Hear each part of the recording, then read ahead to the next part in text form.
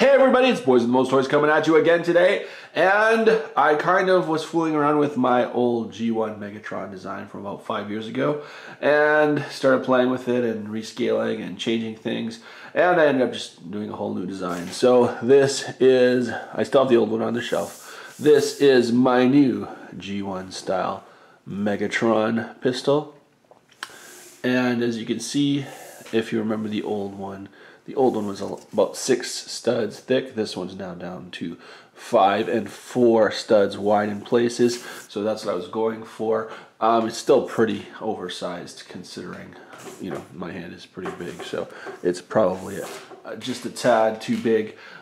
This is also to scale up with my other leader class figures. So as you can see here, it's an assault pistol for all intent and purpose. And, you know, it's always hard to get the stuff to all kind of fit in here, but it works out quite nicely. So let's show you the transformation. Is pretty interesting. So let's get it all transformed for you and show you the well, the evil Decepticon leader mode.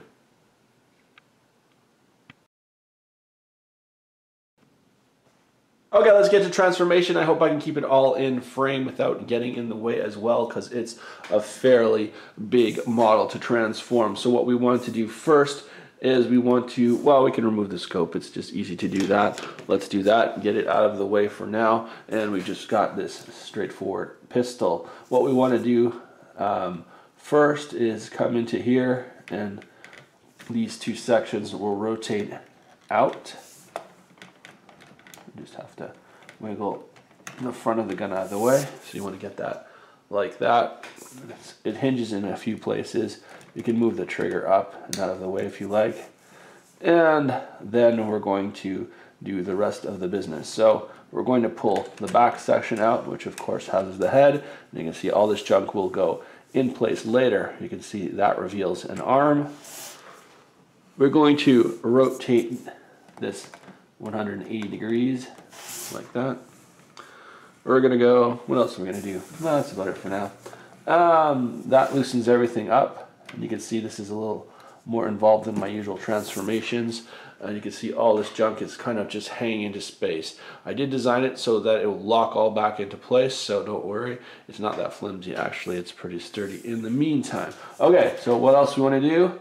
We want to move the front barrel out of the way as well, and you can see this hot mess. Okay, but as I said, I was playing with some new ideas, so that's why we've got this interesting transformation. Rotate him around like this, pull this whole section around, get it facing this way, and now this is where we solidify things. So we're going to get the head out of the way for now, but we're going to move the thing we swiveled first, and we're going to lock that in like this. You see that? And then we can get, actually we can move the head into position as well and get it out of the way for now. And that just kind of locks in there. Okay, and you can see that's all the junk we have on the back, so it's not bad for a Megatron model. Turn to the other side, and you can see we've got megs forming. So what we want to do is we want to wiggle these sections up, which will become the shoulders in robot mode. For the left arm, I'm going to scoot him down, fold the hand over, and then turn it this way. Okay, and he's a bit non-symmetrical due to the transformation, but that's okay. It's kind of cool in the end. We'll take the other side and do something similar. We'll pull down this arm section, rotate, and this is gingerly, there we go.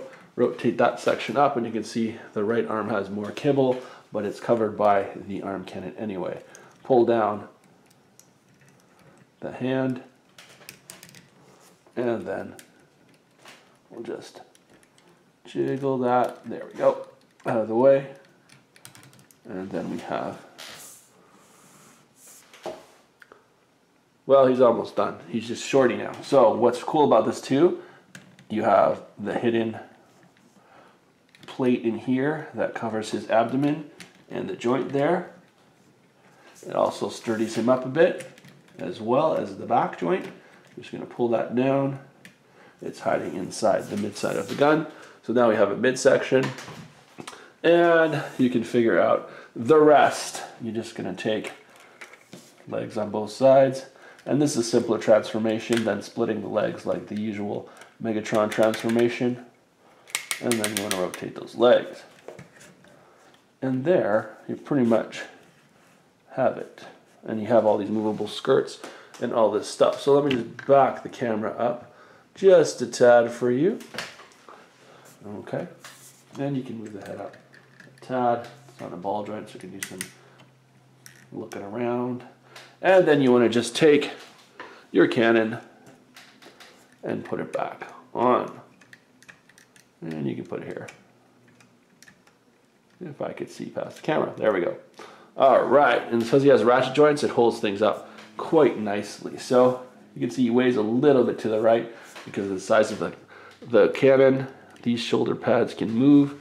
If you want, you can get some more articulation and pump out his chest by moving those shoulders back like this. So this, I think, is going to be my new Megatron. It's about a head taller than my old one. I haven't destroyed that one yet, but I think this guy is going to replace him and makes a lot more cartoon looking sense than the old one I did. And he was about due for an upgrade anyway. So here he is. The head I used is pretty much the same as I use on most of my Megatron designs, so nothing really new there. I decided to scrap my new head design. The old one kind of fit better in this model. And yeah, here he is, 12-inch tall, maybe a little bigger than that. 12-inch tall, evil Lego, fully transforming leader of the Decepticons.